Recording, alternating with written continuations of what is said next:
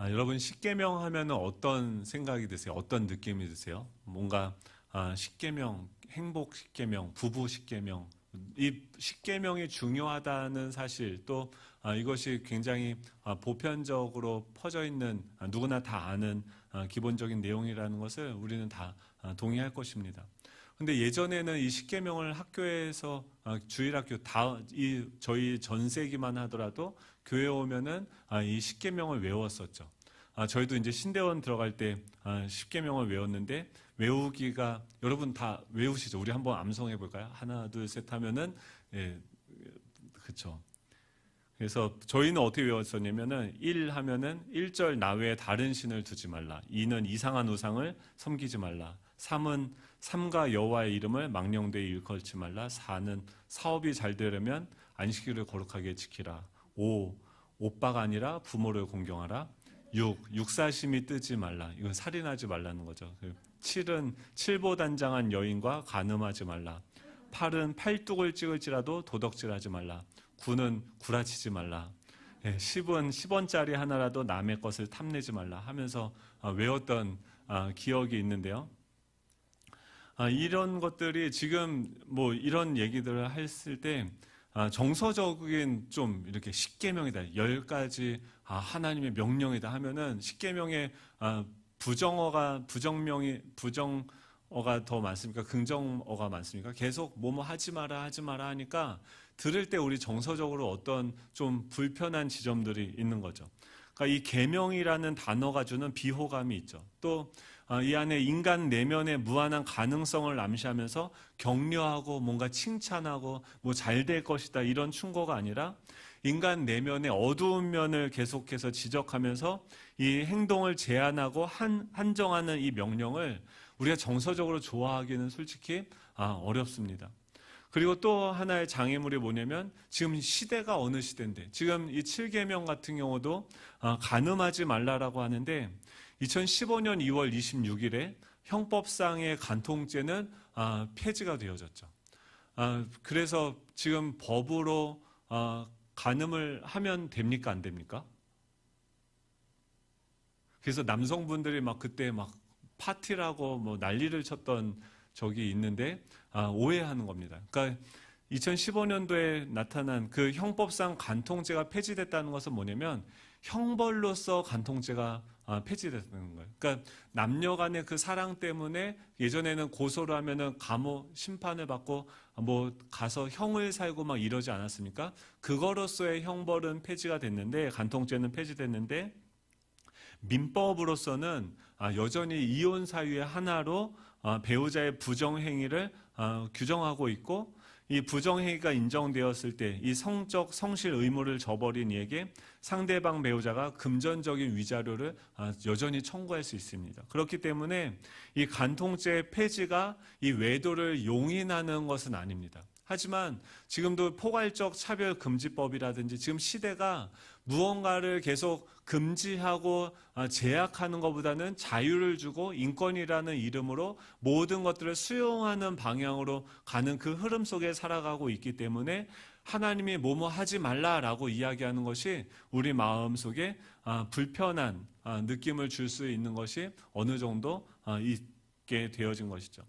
우리가 이 십계명을 기억할 때 이것은요 그냥 보편적인 하나님의 일방적인 명령이 아니라 이 고대 근동 아시아의 종주권 조약이 있었어요. 그 당시에 이 조약이라는 것은 무엇이냐면 이 강대국 사이의 조약이 두 종류가 있는데 강대국들 사이에 동등한 관계에서 하게 되어지는 이 쌍무적 관계의 조약들이 있었고 또 제국과 그 종속국 사이에 소위 종주권 조약이 있었습니다. 이것을 이제 과학이 많이 발전하고 또 뭐 그런 것들을 이제 유물들을 발견하면서 연구하다 보니까 이 십계명의 순서와 그 내용들이 그 고대 근동 아시아에 있었던 그 종주권 조약과 굉장히 비슷하다라는 것을 발견하게 되어진 것이죠. 그래서 예를 들면 히타이트 황제와 아무르 왕, 황제와 왕 사이에 조약을 얻는 거죠. 그래서 그것은 무엇이냐면 종주가 베푼 과거의 은혜에 감사하며 봉신이 지켜야 되는 보은의 규정으로서 이 법을 이야기하는 것입니다. 그러니까 이게 좀 복잡한데 쉽게 얘기하면 십계명은 창조 이후에 모든 인류에게 준 도덕법, 윤리가 아니다라는 거예요. 이것은 타락 이후에 구원받은 백성들에게 하나님이 베푸신 그 은혜에 보답하는 해방의 은혜, 자유의 은총에 보답하는 보은의 규정, 언약의 규정이다라고 이야기하는 거죠. 즉 십계명은 일방적으로 하나님이 명령으로서 그냥 선포해버린 게 아니라는 거예요. 쌍방 간의 충분한 대화를 통해서 이 언약을 체결한 것이죠.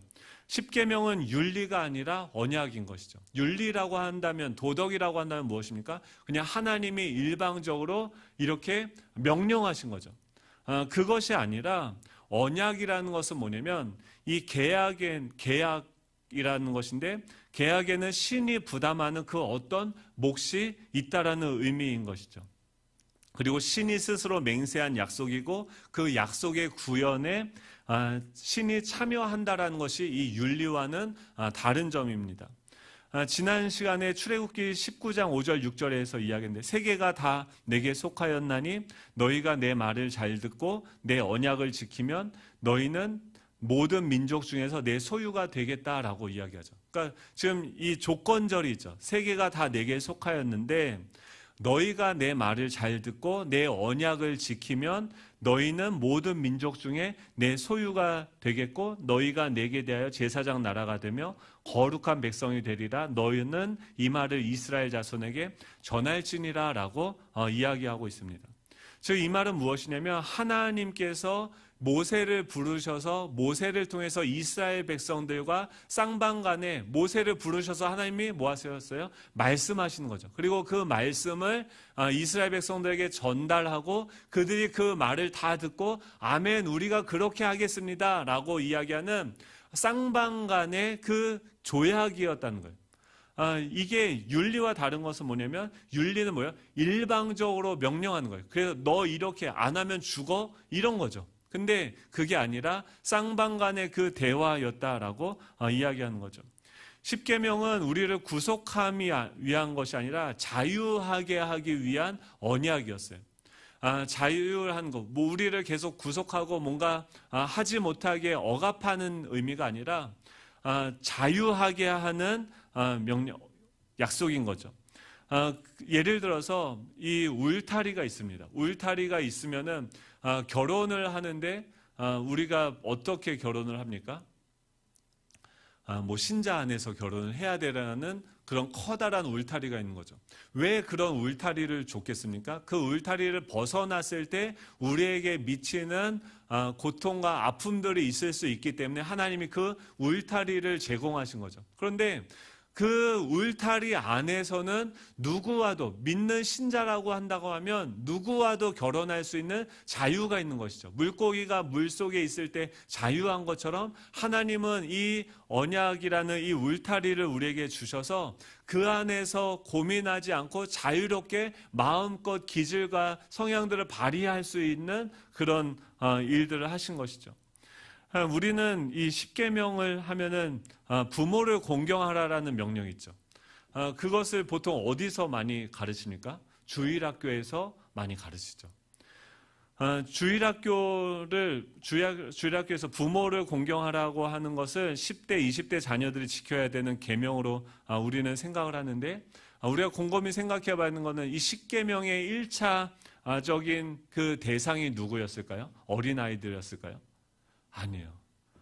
그 당시에 30, 40대의 장년들입니다. 10계명의 10번째 계명을 보면 내 이웃의 집을 탐하지 말라. 내 이웃의 아내나 그의 남종이나 그의 여종이나 그 내 이웃의 소유를 탐내지 말라라고 이야기하는데 지금 10대, 20대가 집이 있고 또 아내가 있지 않겠죠. 그러니까 그 말은 뭐냐면은 내 이웃의 집, 내 이웃의 아내를 거론한다라는 것은 1차적인 이 10계명의 수의 대상이 누구냐면 10대, 20대가 아니라 그 당시에 30대에서 50대가 되어지는 그 가장들이 이 명령의 첫 번째 수혜자라는 거예요. 왜 그런 부모를 공경하라라는 말을 했을까요? 결국 30대, 50대의 이 가장들이 이제는 나이가 들어서 경제적인 능력이 없는 60대에서 80대 되는 그 부모들을 공경해야 된다라는 내용인 것이죠. 왜 그렇습니까? 경제적이 없는 노년의 부모들은 장성한 자녀들이 공경하지 않는다고 하면 이 부모들이 자유를 누리기가 어렵습니다. 그렇기 때문에 하나님은 이 30대에서 50대가 되는 이 장년들에게 노년의 부모를 공경할 것을 요구하는 것이고, 그것은 이 30대, 50대 장년들이 노년의 부모를 공경하는 모습을 자녀들에게 보여줌으로 말미암아 이 나중에 10대, 20대인 자녀들이 본을 받아서 부모를 공경하게 되어지는 거죠. 그럼 결국 어떻게 되어집니까? 이 명령을 순종하는 우리들이 30대, 50대들이 노년이 되어졌을 때, 경제적인 능력을 행사할 수 없게 되어졌을 때 우리가 자녀의 그 공양을 받음으로 말미암아 우리의 노후의 자유를 얻게 되어지는 거죠. 그렇기 때문에 지금 이 십계명은 기존에 있던 그 질서가 젊은이들에게 강요하게 되어지는 이런 억압적인 계명이 아니라 오히려 우리가 순종함으로 말미암아 우리를 자유롭게 하는 이 자유의 규정이라고 하는 것입니다. 이 십계명은요, 아무런 대화나 소통 없이 이 하나님께서 내린 일방적인 지시나 명령이 아니라 충분한 대화와 이 커뮤니케이션을 통해서 하나님이 이스라엘 백성들에게 주신 그 말씀인 거죠. 원어적으로도 봐도 이 신명기 10장 4절에 보면은 70인역에는 이렇게 번역을 하고 있습니다. 데카로구스라고 되어 있고, 또 신명기 4장 13절에서는 이 십계명을 데카레마타라고 얘기하고 있어요. 로고스와 레마라는 단어를 들어보셨죠? 뭐냐면 말씀이라는 거예요. 그러니까 이 십계명을 70인역에서는 어떻게 번역을 했냐면은 10가지 말씀이다라고 이것을 번역을 그렇게 한 거죠. 또 그 표준 세번역에 보시면 십계명입니다라고 하고선 그 십계명의 각주를 달아서 10가지 말씀으로서 번역할 수도 있다라고 각주를 달아 놓았습니다. 즉 이 십계명의 원어적인 의미는 뭐냐면 하나님이 자신의 그 종된 그 백성들에게 주시는 그들을 자유롭게 하기 위한 10가지의 하나님의 말씀이라는 것이. 이게요, 그 말씀과 윤리가 다릅니다. 이 하나님의 말씀은요, 그 말씀 자체에 능력이 있어요. 아까 기도하셨을 때 말씀하신 것처럼 그 말씀은 자체로 운동력이 있고 생명의 능력이 있는 거죠. 좌우의 날성검이 있어서 그의 혼과 영과 골수를 찔러 쪼개면서 그 안에서 어떤 변화를 일으키는 그 말씀 자체에 능력이 있는 거예요.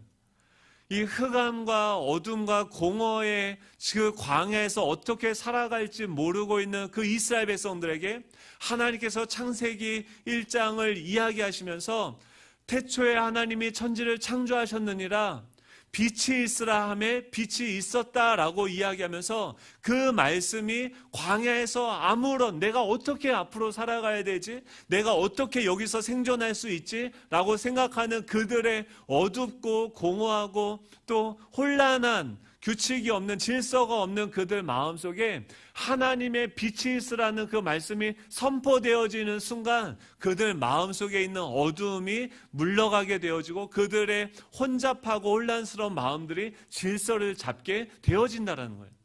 즉 하나님께서는 가만히 손 놓고 너희들 이대로 해, 안 하면은 너네 죽어, 이렇게 명령하시는 것이 아니라 그 자신이 구원한 그 백성들에게 하나님께서 10가지의 말씀을 선포하시면서 그들 안에 무너져 있었던 그 질서들을 다시 회복해 하심으로써 궁극적인 목적은 무엇입니까? 그들을 자유롭게 하기 위하신 거예요. 그들을 해방시키는 거예요. 그렇기 때문에 이 십계명은요 10가지의 말씀이에요. 우리가 이제 오늘부터 10주에 걸쳐서 이 10가지의 말씀을 살펴볼 텐데요. 첫 번째 말씀은 무엇입니까? 3절인데요. 그 전에 1절, 2절 우리 같이 한번 읽어보도록 하겠습니다. 1절, 2절입니다. 시작. 하나님이 이 모든 말씀으로 말씀하여 이르시되 나는 너를 애굽 땅 종 되었던 집에서 인도하여 낸 너의 하나님 여호와니라. 아멘. 하나님께서 이 대화를 시작하시면서 어떻게 시작하시냐면 먼저 자유롭게 하는 우리를 자유롭게 하시는 일들 하기 위해서 뭘 먼저 하세요? 대화를 하시면서 우리에게 말씀하세요. 지금도 주님은 어떻게 해요? 우리를 자유롭게 하시면서 일방적으로 명령하시는 것이 아니라 어떻게 해요? 우리에게 말씀하세요. 그걸 들어야 돼요. 지난주에 계속 우리에게 명령하신 게 뭐예요? 말씀을 들을 준비를 하라는 거예요. 그리고 그 말씀을 하시는데 먼저 뭘 얘기하시냐면 하나님이 자기가 그 말씀을 하시는 자신이 누구인지에 대해서 자기소개를 하십니다. 나는 너를 애굽 땅 종되었던 집에서 인도하여 낸 내 하나님 여호와니라 라고 하면서 나는 너의 하나님 여호와야 라고 하면서 자신을 소개하고 있습니다. 여러분에게 한번 이런 질문을 한번 해보십시오. 나는 누구인가? 여러분 누구십니까? 이런 질문, 존재론적인 질문을 만일 누군가 와서 한다고 하면 뭐라고 대답합니까? 이 쇼펜하우어라고 하는 그 철학자가 길을 걷다가 맞은편에 있는 사람과 심하게 부딪혔습니다. 그러자 그 상대편에 있던 사람이 화가 나서 쇼펜하우어에게 이렇게 이야기합니다. 대체 누구기에 앞도 안 보고 길을 걸어갑니까? 그러자 이 쇼펜하우어가 대답을 합니다. 나도 내가 누구인지 알기를 원합니다. 계속 그 쇼펜하우어도 계속 뭘 고민하고 있어요? 내 존재가 무엇인지에 대해서 고민하고 있는 거죠. 어떤 여자가 중병에 걸려서 가사 상태에 빠졌다고 합니다. 이 세상과 저 세상의 경계선을 방황하고 있는데 어떤 소리가 들려요. 그 소리가 이렇게 이야기합니다. 질문을 합니다. 너는 누구냐? 그러자 그녀는 대답을 했습니다. 저는 쿠퍼 부인입니다. 이 도시 시장에 안 사람이 있죠. 나는 내 남편이 누구냐고 묻지 않았다. 너는 누구냐? 그러자 그녀가 또 대답합니다. 저는 제니와 피터의 엄마입니다. 목소리는 대답에 만족하지 못하고 계속 묻게 됩니다. 나는 내가 누구의 엄마인지 묻지 않았다. 너는 누구냐? 저는 선생입니다. 초등학교 학생들을 가르치고 있습니다. 나는 너의 직업이 무엇인지 묻지 않았다. 너는 누구냐? 저는 매일 교회에 다녔고 남편을 잘 보조했고 열심히 학생들을 가르쳤습니다. 나는 내가 무엇을 했는지 묻지 않았다. 내가 누구인지를 물었다. 그 질문을 받은 순간에 여자는 제대로 대답을 하지 못하고 혼수 상태에서 깨어났다고 합니다. 그러면서 자신이 내가 누구인지를 알지 못하고 있구나라는 것을 깨닫게 되어진 것이죠. 하나님은요, 지금 자신이 누구인지도 알지 못한 채 쫓기듯 살아온 시간을 살아가고 있는 그 사람들에게 찾아오시는 거예요. 그리고 나서 그들에게 말씀하시는 거죠. 나는 너의 하나님 여호와다라고 이야기합니다. 모세가 주님께 물어보죠. 사람들이 나한테 물어봤을 때 누가 나를 보냈다라고 하면 나는 뭐라고 대답을 해야 됩니까? 라고 모세가 물었을 때 하나님이 그렇게 뭐라고 대답하셨습니까? 나는 스스로 있는 자다라고 이야기했죠. 나는 여호와다라는 의미는 무엇이냐면 I am who I am. 나는 스스로 있는 자, 나는 스스로 존재하는 자. 이 말은 뭐냐면 I am이라는 거예요. 나는 am이라는 거예요. 나는 비동사라는 거예요. 그 말은 뭐냐면 나는 존재다라고 이야기하고 있는 것이죠. 즉, 이 하나님께서는 우리에게 찾아오셔서 내가 누구인지 알지 못하고 끊임없이 우리는 다른 무언가를 통해서 나는 어디에 살고 어떤 차를 타고 어느 학교를 나왔고 직업이 무엇이고 어느 고향 출신이고 이런 수많은 수식어로 나의 존재를 증명하는 우리에게 찾아오셔서 너의 존재가 무엇인지에 대해서 이야기하기 전에 뭐라고 얘기하시냐면 나는 스스로 있는 존재다. 나는 존재 그 자체이다 라고 자신을 계시하신다라는 거예요. 그 말은 뭐냐면 하나님께서 앞으로 우리를 이 십계명을 통해서 이 율법을 통해서 하나님께서 우리에게 어떤 일을 하시고자 하는 의도를 이야기하는 겁니까? 우리가 우리 자신이 되게 하시겠다는 하나님의 의도를 얘기하는 거예요. 여러분은 누구십니까? 저는 누굽니까? 저는 저예요. 여러분은 여러분인 거죠. 근데 그 나를 나로 살아갈 수 있게 하는 그 힘이 그 존재의 근본되는 그 질문에 대한 답이 어디서 나옵니까? 우리를 창조하신 그 하나님께로부터 나오게 되어지는 거죠. 이 여호와다, 나는 스스로 있는 자다라고 이야기하는 것은 두 가지 의미를 가진다라고 이야기합니다. 세상의 모든 생명을 있게 하는 분이다라는 거예요. 세상에 있는 모든 생명들은요, 자기가 원해서 어떤 것도 자기가 원해서 존재하게 되어지지 않았습니다. 모든 생명이 있는 것들 맞죠. 여러분 왜 여기 존재하고 계십니까? 왜 이 땅에 오셨습니까? 그것에 대해서 철학자들은 그렇게 얘기하죠. 우리는 세상에 던져진 존재자라고 얘기하는데 기독교에서는 뭐라고 얘기합니까? 하나님께 보냄을 받은 존재다라고 얘기해요. 옆에 있는 분들 한번 보시겠어요? 그분이 누구시냐면 하나님이 이 땅에 보내신 분이에요. 나는 누굽니까?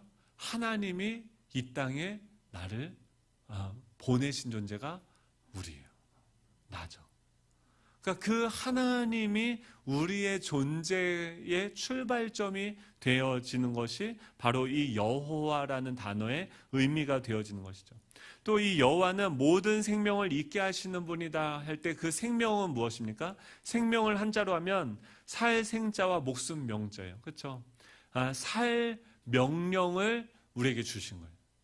그러니까 하나님이 우리에게 생명을 주셨다는 것은 뭐냐면 너가 너의 존재로 이 땅에서 살아가라고 우리에게 명령하신 거라는 거죠. 그 우리의 존재와 우리가 어떻게 살아가야 되는지에 대한 그 행위의 근거를 그 주님께서 명령하신 분이 바로 여호와 하나님이다라고 이야기하는 것이죠. 하나님은요, 그 존재 그 자체로 우리에게 오세요. 그리고 스스로 있는 자로서 우리로 하여금 어떻게 해요? 스스로 설 수 있게 하는 일을 지금도 하고 계시는 거예요. 그러기 위해서는 어떻게 합니까? 그리고 그 스스로 있는 자가 어떤 일을, 우리를 자유롭게 하시기 위해서 어떤 일을 하고 계십니까? 너를 애굽 땅 종되었던 집에서 인도하여 내었다라고 이야기합니다. 하나님은 어떤 존재냐면 스스로 있는 자고 우리의 존재를 규정하시고 우리에게 생명을 주시는 분, 살라는 그 명령을 주시는 분이에요. 근데 그것을 하기 위해서 어떤 일을 하시냐면 우리를 애굽 땅 종되었던 집에서 인도하여 내시는 일을 하시는 거예요. 그 말은 뭐냐면 우리가 애굽 땅 종이 되었다는 말은 뭐냐면 우리가 예전에 뭐였다는 거예요? 노예였었다는 거예요. 하나님이 오셔서 뭘 얘기하냐면 너 원래 노예였었어 라고 이야기하는 거죠. 노예의 상태는 무엇입니까? 내가 누구인지를 존재를 잃어버리는 것이 바로 노예가 되어진 것이죠.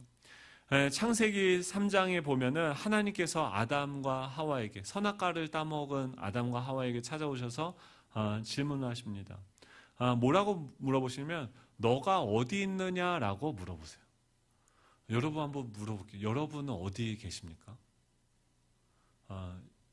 경기도 화성시 장안면 9-7 옛날에 옛 사곡교회고 지금은 예수정한교회 여러분 계십니까?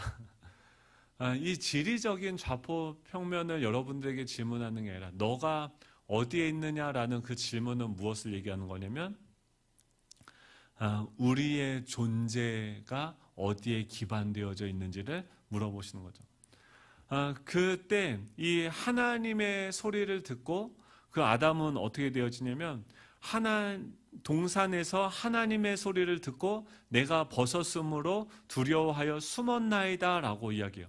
그 아담이 어디에 서 있냐면 그 하나님의 소리가 들려지니까 자신이 벗은 것이 수치스럽고 두려워서 어느 곳에 숨었는데 어디에 숨었냐면 하나님의 낯을 피하여 동산 나무 사이에 숨었다라고 이야기합니다. 숨었다라고 하는 것은 뭐냐면 그러니까 종되었다는 것은 이 하나님과 우리 사이에 예전에는 동산을 거니면서 하나님과 나 사이에 아무것도 끼어져 있지 않았어요. 하나님의 얼굴을 보면서 나의 존재, 저게 나의 존재지, 내가 하나님의 형상으로 지음을 받은 존귀한 존재지, 그 하나님을 보면서 나의 존재를 규명하고 확인했었는데 이제 그 죄가 들어옴으로 말미암아 어떻게 됩니까? 하나님과 등을 돌리게 되어진 거죠. 그리고 하나님과 나 사이에 어떤 게 있습니까? 나무가 존재하게 되어진 거죠. 그래서 나무의 자신을 가리우는 곳에 이 아담은 거하게 되어진 것이죠. 결국 그는 이 하나님과 나와의 사이에 어떤 형상을 두게 되어진 거예요. 나무를 두게 되어진. 이게 무엇입니까? 이게 우상인 거죠. 지금도 우리는 수많은 나무들로서 자신을 규정하고 자기를 증명하려고 합니다. 그런데 그 나무의 뒤에 숨음으로 말미암아 그는 무엇을 잃어버렸어요? 하나님과의 관계가 깨어졌고 그 하나님과 나와의 관계가 깨어지고 나의 모델을 상실하게 되어짐으로 말미암아 자신이 누구인지를 잃어버렸어요. 자기 존재를 잃어버리게 되어진 거죠.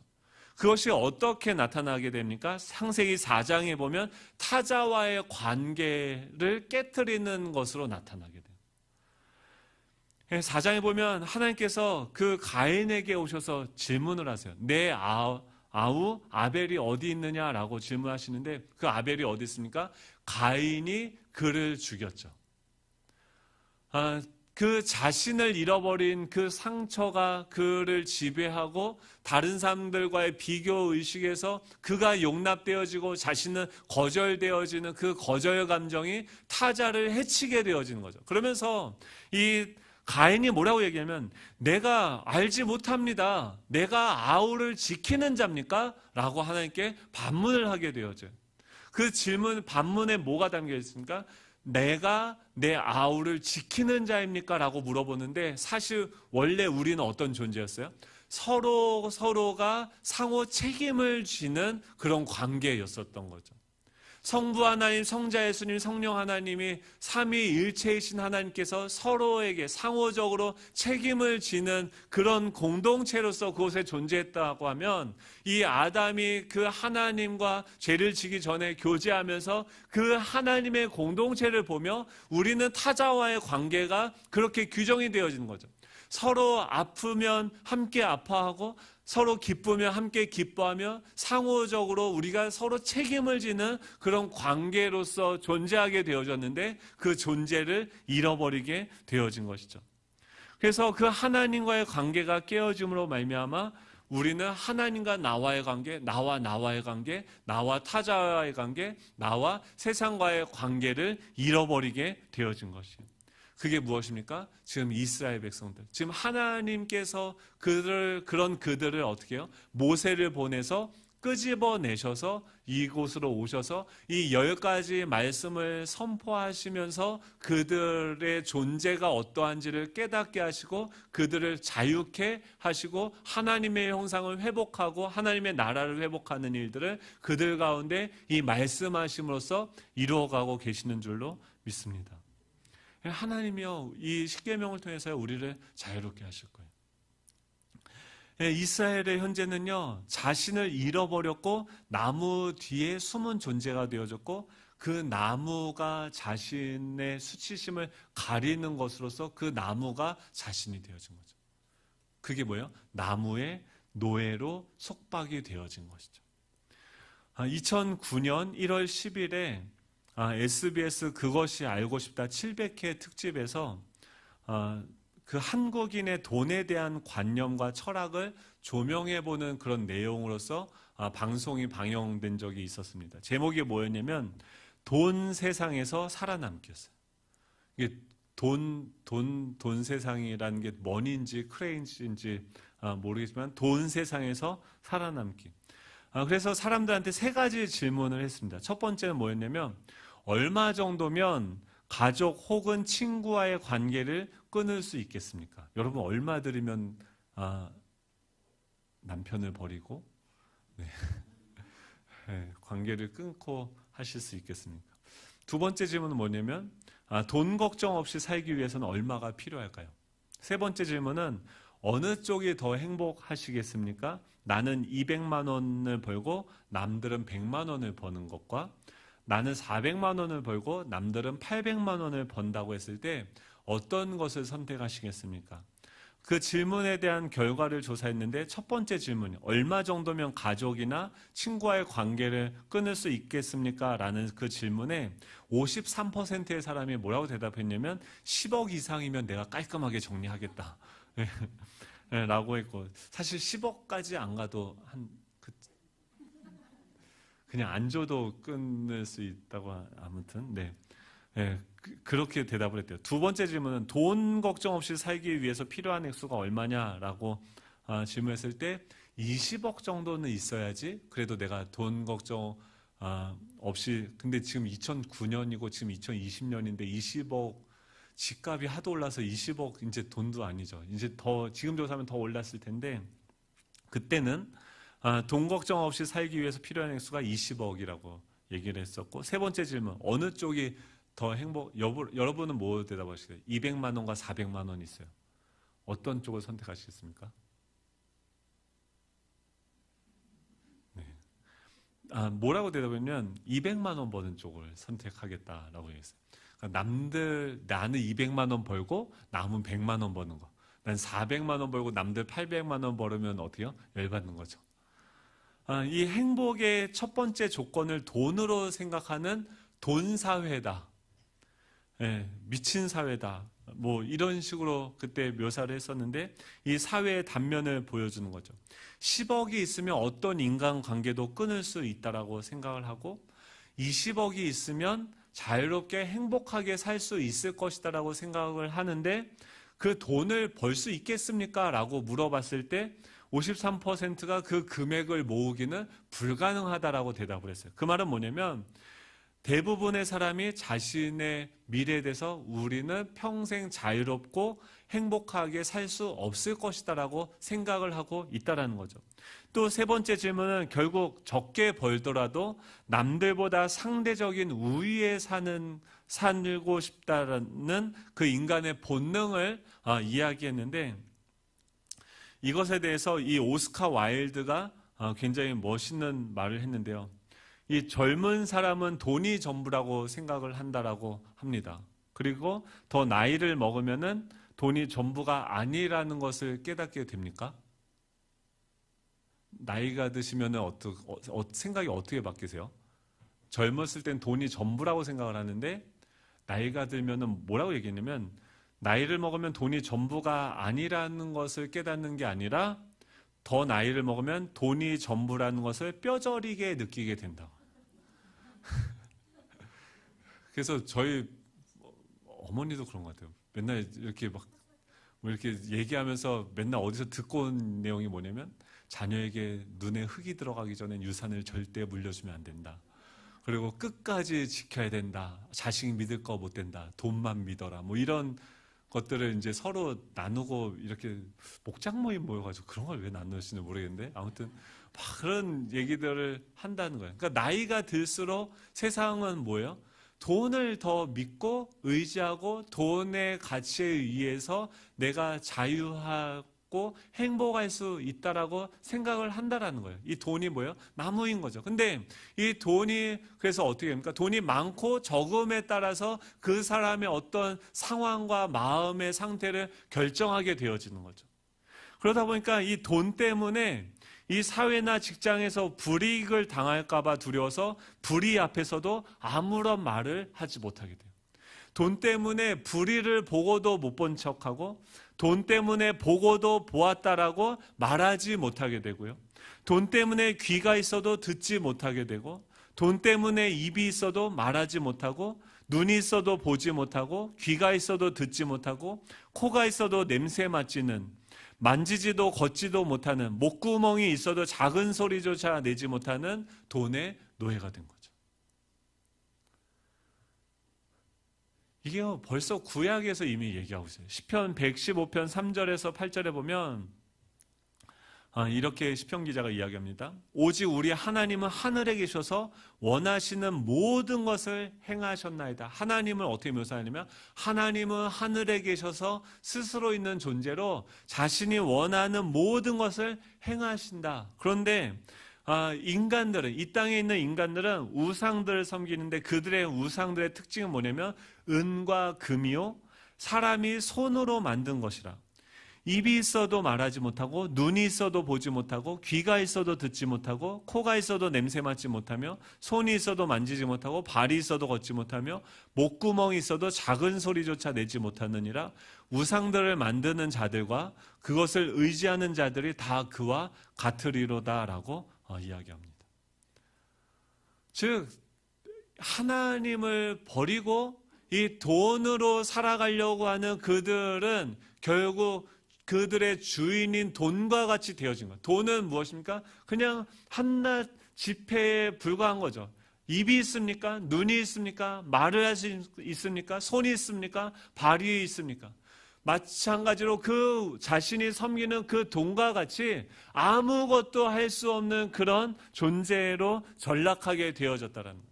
그래서 그 세상은 뭐예요? 돈 세상이라는, 돈을 섬기는 미친 세상이 되어졌다는 거예요.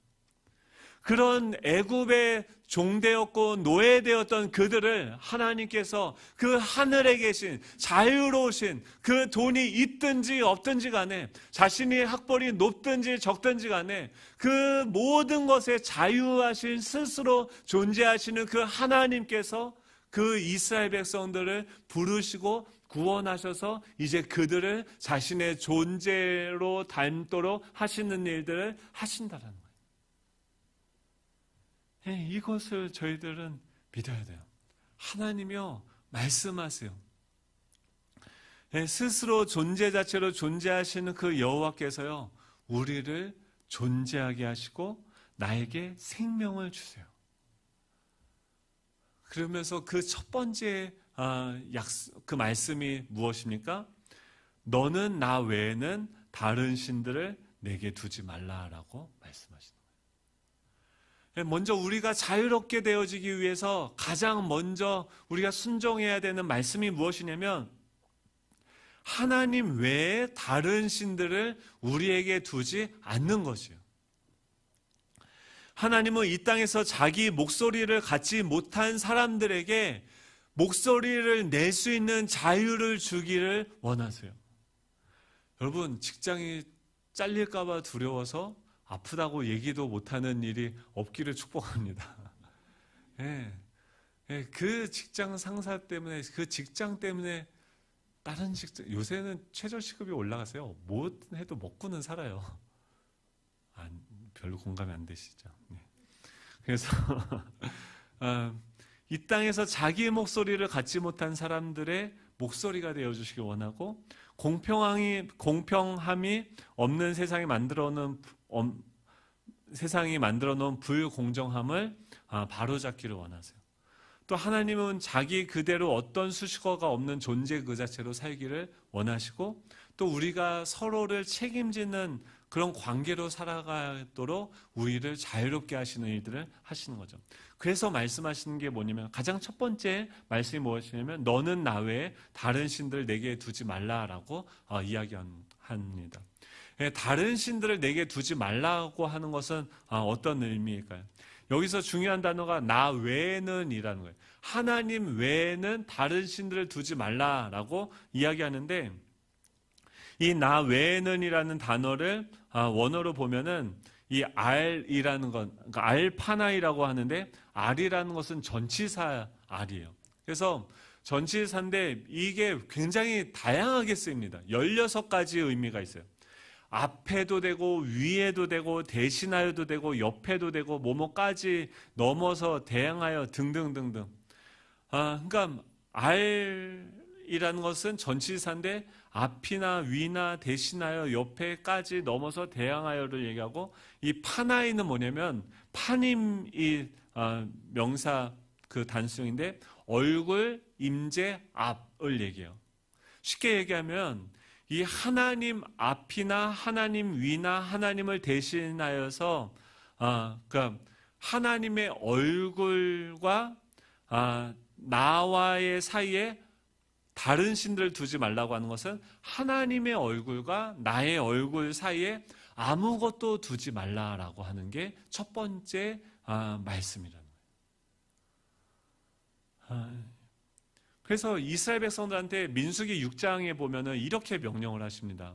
제사장들을 불러요. 야, 너네들 다 와서 내가 너희들에게 매일 한 가지 해야 될 일을 줄 텐데, 그것이 뭐냐면 이 광야를 이스라엘 백성들이 걸어가면서 얼마나 많은 근심과 염려와 또 부정적인 생각들이 그들을 삼키려고 하겠습니까? 그 광야에 아무것도 없는 그곳에서 너희들은 제사장들이 너희들이 해야 되는 역할이 있는데 무엇이냐면 이 말씀을 이스라엘 백성들에게 날마다 선포하고 그들을 축복하라라고 이야기하는 거예요. 그 말이 뭐냐면 여호와는 내게 복을 주시고 너를 지키시기를 원하며 여호와는 그의 얼굴을 내게 비추사 은혜 베푸시기를 원하며 여호와는 그 얼굴을 내게로 향하여 드사 평강 주시기를 원하노라 할지니라 하라라고 얘기해요.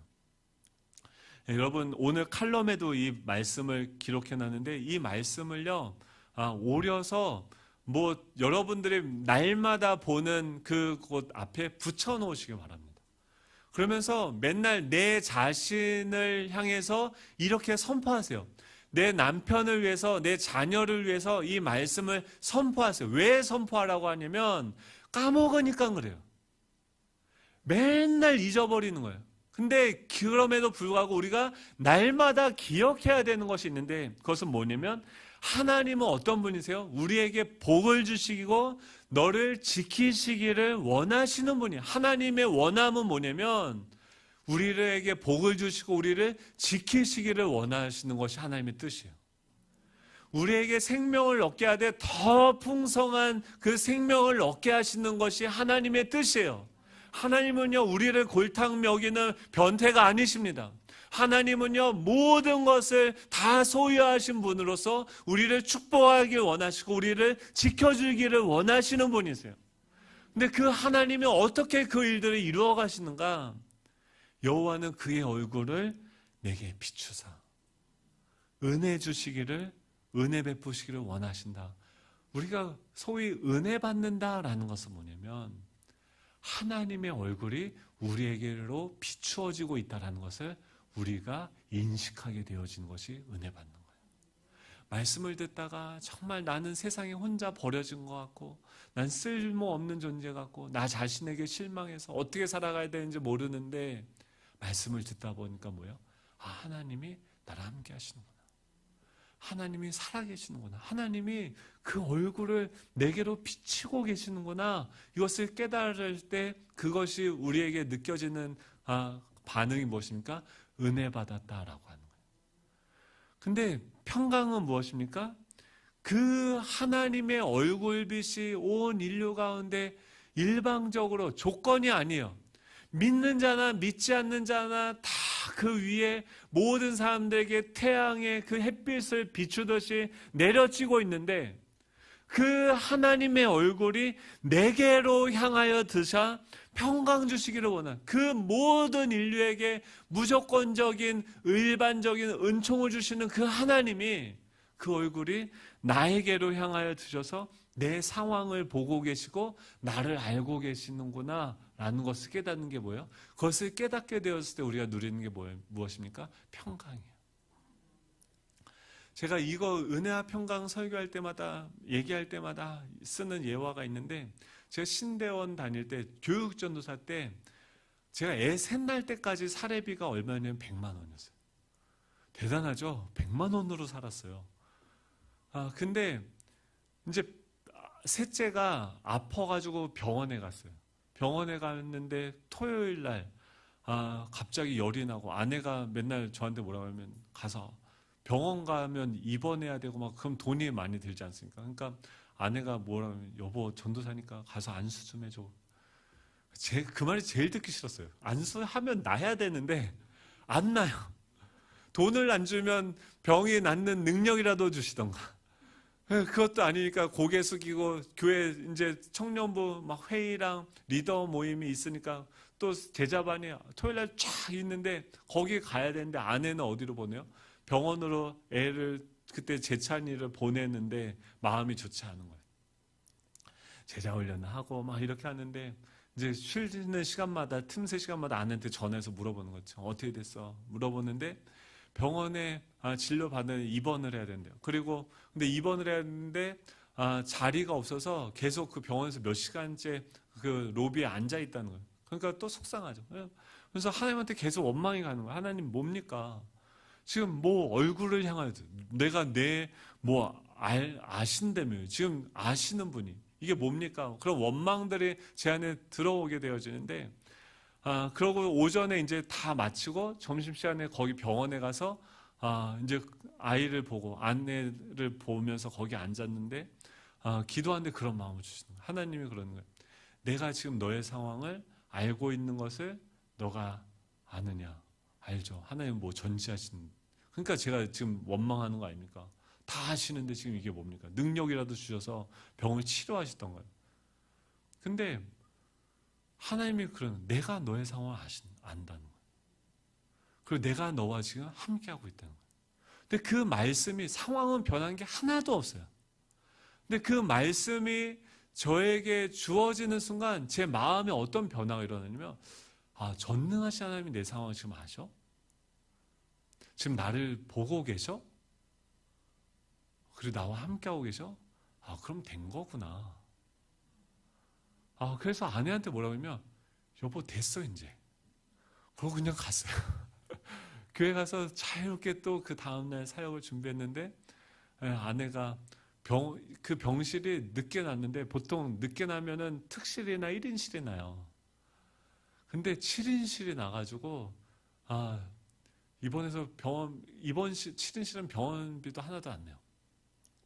거기다 실비보험에서 날마다 매일 입원할 동안 3만 원씩 나오더라고요. 초등부 선생님들이 와서 우리 전도사님 아기가 입원했다고 용돈을 주셨어요. 저희 흑자가 됐어요.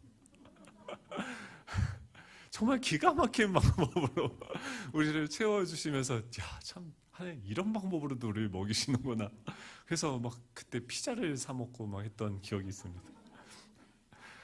오늘 아침에도 그러니까 결국 문제가 뭐야? 하나님과 나 사이에 뭔가가 껴있는 거예요. 그러면 그렇게 우리를 자유롭게 하시기 위해서 하나님이 하신 방식은 뭐예요? 하나님의 얼굴과 우리 사이에 있는 뭔가 끼어있는 그 사건일 수도 있고요. 뭔가 불편한 그 관계일 수도 있고요. 어떤 문제일 수도 있겠죠. 그것을 빼고 지금 그 문제가 하나님과 나 사이를 가로막게 하는 게 아니라 사실은 뭐예요? 하나님께 등을 돌려서 그 문제를 바라보고 있는 거죠. 거기서 다시금 돌이켜서 하나님을 바라보라라고 하는 것이 첫 번째 명령이라는 거예요. 제가 오늘 아침에 아이들에게 지금은 이제 감정이 1부 때 설교를 해서 너무 좋아졌어요. 근데 1부 하기 전까지만 해도 너무 불편했어요. 왜 불편했냐면 제가 우리 아이들한테 어제 엄청난 은혜를 하사했거든요.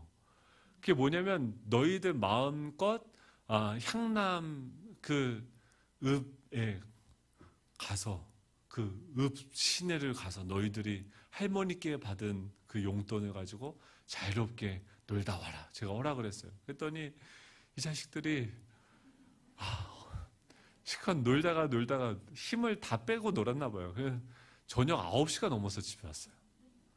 근데 그거를 지네들끼리 온 게 아니라 아내를 그래서 안 와가지고 아내를 보냈더니 아내까지도 거기서 뭘 하고 있는지 부글부글한데 9시가 넘어. 저는 지금 뭘 하고 있어요?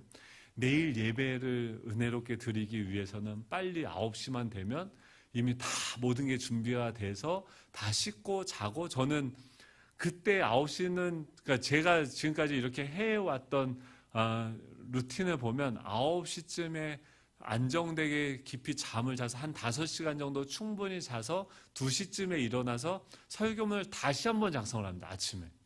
그러니까 그렇게 해서 준비하고 기도하고 이렇게 왔을 때 가장 은혜가 많은 것 같기도 하고 아닌 것 같기도 하는데 아무튼 제 마음은 편한 거예요. 그래서 저는 그 방식으로 이 토요일날 준비를 해야지 뭔가 마음에 평안이 있어요. 근데 아침에 일어났는데, 그래서 어제 막 늦게 오는데 막 전화해가지고 뭐 대체 왜 안 오는 거야 하면서 나 잘 거야 하면서 불 다 끄고 문 다 잠궈버리고 오든지 말든지 하면서 삐져서 그냥 자버렸어요. 잤는데 또 막 불 켜고 뭐 아무튼 그러고선 자서 아침에 이제 일어나서 이제 막 준비를 하고 왔는데 아침에 이 자식들이 눈을 뜨자마자 싸우는 거예요. 아니 그렇게 은혜를 줬으면 지네들끼리 얼마나 더 사이가 좋아지고, 제가 아침에 너네 어제 가서 뭐 했어? 계속 물어보면서 하니까 첫째가 또 둘째랑 셋째랑 또 막 씩씩거리고 서로 너무 노는데 힘이 빠져서 지쳐서 서로 짜증이 나서 싸우나 막 별별 생각이 다 드는데 아침인데 막 그 싸우는 걸 보니까 또 막 화가 나는 거예요. 그래서 왜 화가 납니까? 지금 이때는 어떤 상황이 되어야 돼요? 우리 가정이 성령 충만해서 막 아침에 아내는 제가 상상하는 이제 다 준비하고 방에 이제 딱 들어오면 아내는 찬양을 틀어놓고 밥을 딱 차려놓고 설거지를 하고 있으면 콧바람을 이렇게 하고 있으면 애들은 막 천사 같은 모습으로 이렇게 아빠 오셨어요 막 이러면서 막 같이 막 우리 찬양하고 예배하고 오늘 하나님의 은혜를 사모합니다 막 이런 광경을 기대하고 왔는데 오니까 다들 막 얼굴 표정이 주여 또 열받으려고 하네요. 네. 근데 그런 거예요. 그래서 내가 애들한테 버럭 소리를 질렀어요. 지금 뭐 하는 거냐? 아내한테도 막 당신은 정신이 있어 없어? 어제 밤에 갔으면 빨리 데려와야지 9시간 넘게 막 하면서 막 쏟아붓고 나니까 저도 이제 마음이 불편하죠.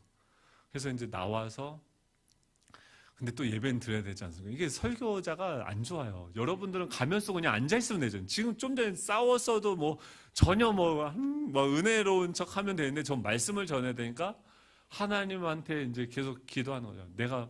근데 제 마음속에 제가 믿고 있던 게 뭐냐면 저의 루틴이요. 이렇게 저렇게 했을 때 가장 저에게 좋은 컨디션을 믿는 거죠. 그렇게 해야지 이런 결과가 주어질 것이다라는 것을 믿는 것으로서 저의 나무는 무엇입니까? 결국 제가 생각한 근데 어떤 계획대로 되어지지 않으니까 저는 어떻게 해요? 분노하게 되고 그렇게 되는 거죠. 그 나무가 우리 안에 있어요. 그러니까 하나님 생각을 곰곰이 해봤어요. 제가 정말 그러면 9시에 자서 2시에 일어나서 설교 준비를 잘하고 아내가 찬양을 틀어놓고 막 밥을 막 준비해놓고 그걸 막 기쁘게 먹고 와서 설교를 하면은 설교가 은혜로울까요? 모르죠. 얼마나 그게 말도 안 되는 얘기입니까? 지금 이곳에서 은혜가 임하는 것은 뭐냐면 제가 그것도 맨날 물어봤어요. 언제 은혜가 임하냐 그랬더니 아내는 맨날 그때마다 어쩔 때는 임재가 있다는 거예요. 하나님의 임재가 있다는 거예요. 제가 설교를 잘했다고 생각한 날이 아니라 죽었다라고 생각했는데 그날 설교가 좋대요. 아내는. 그러니까 열받는 거죠. 도대체 어느 지점인지 모르겠는 거예요.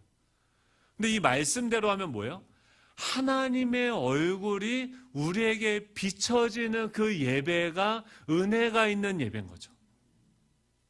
우리가 뭘 준비하고 어떠하고 우리의 능력이 어떠고 내가 그것을 어떻게 실행했느냐가 중요한 것이 아니라 이곳에 있는 우리를 자유하게 하시는 스스로 존재하시는 그 어떤 수식어가 내가 이것을 했기 때문에 이렇다라고 하는 그런 전제가 필요 없는 그 존재 자체로 자유로우신 그 존재 그 자체이신 그 하나님 앞에 서게 되어졌을 때 그분의 존재가 그분의 얼굴이 우리에게 비춰지는 것이 우리에게 은혜가 되어지는 거죠.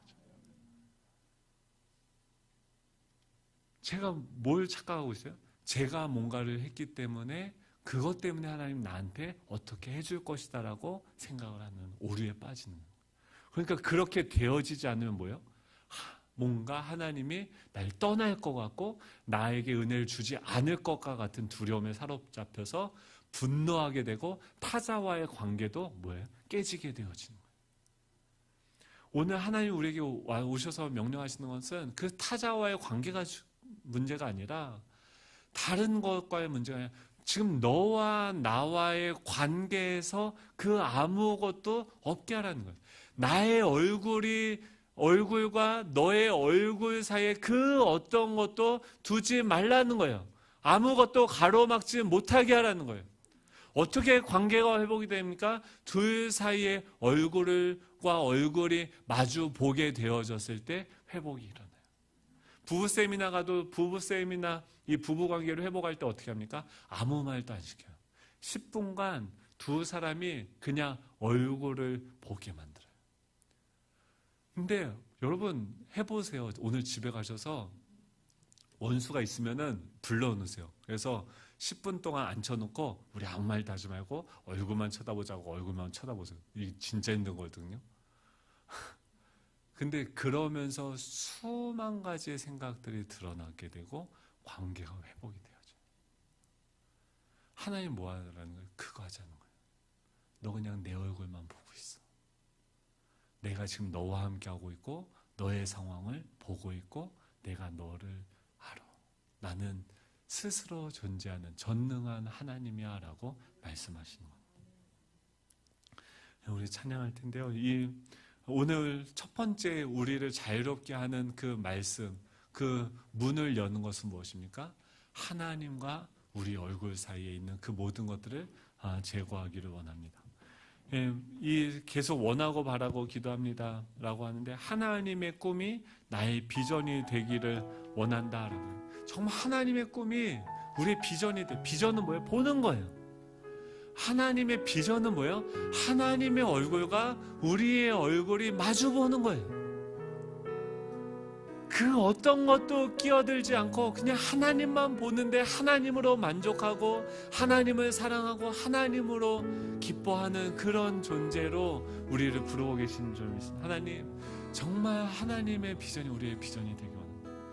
예수님의 성품이 나의 인격이 되기 원합니다. 그 영광의 빛으로 우리를 덮어주시고 우리의 존재와 우리 안에 하나님의 나라가 회복되게 하여 주십시오. 우리 그런 마음으로 우리 일어나셔서 우리 이 찬양하고 나아가도록 예배를 마칩니다. 하나님 아버지 감사드립니다. 주님께서는 우리의 존재의 근원이 되시고 스스로 그 어떤 수식어가 없다 할지라도 그 존재 그 자체로 존재하고 계시는 분이신 줄로 믿습니다.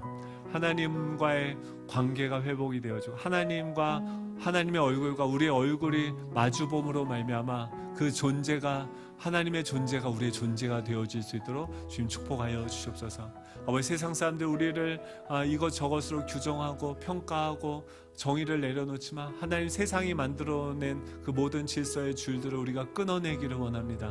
하나님 나 자신으로 있는 모습 그대로 살아갈 수 있는 우리 존재론적인 그 자유를 누릴 수 있는 우리 공동체가 되기를 원합니다. 하나님에게서 하나님 이 십계명을 통해서 하나님을 배울 수 있게 하시고 하나님이 자유케 하시는 그 10가지 말씀을 통해서 우리로 하여금 진리를 알지니 진리가 우리를 자유케 하여 주시옵소서. 하나님 이번 한 주간도 자유자로 살기를 원합니다. 아버지 그 통장의 잔고 액수가 우리를 지배하지 못하게 하여 주시옵소서. 그 사람과의 관계가 우리와 하나님 사이를 틈타지 못하게 하여 주시옵소서. 그 어떤 기도의 제목들도 하나님과 우리의 사이를 갈라놓을 수 없는 줄로 믿습니다. 날마다 하나님의 얼굴이 우리 가운데 비추고 하나님의 그 얼굴빛이 우리를 인도하게 하여 주시옵소서. 감사드리며 예수님의 이름으로 기도드립니다. 아멘. 이제는 우리 주 예수 그리스도의 은혜와 하나님의 극진하신 사랑하심과 성령님의 내주하심 교통하심이 또 하나님의 얼굴과 우리의 얼굴을 마주보게 하시는 성령 하나님의 역사하심이 이곳에 모여 날마다 하나님과 동행하기를 원하는 하나님을 날마다 바라보기를 원하는 우리 예수 저와 함께 모든 성도님들 머리 위에 가정과 사업과 또 다음 세대의 자녀들과 또 그들의 학업 위에 이제로부터 영원토록 함께 하시기를 간절히 축원하옵나이다. 아멘.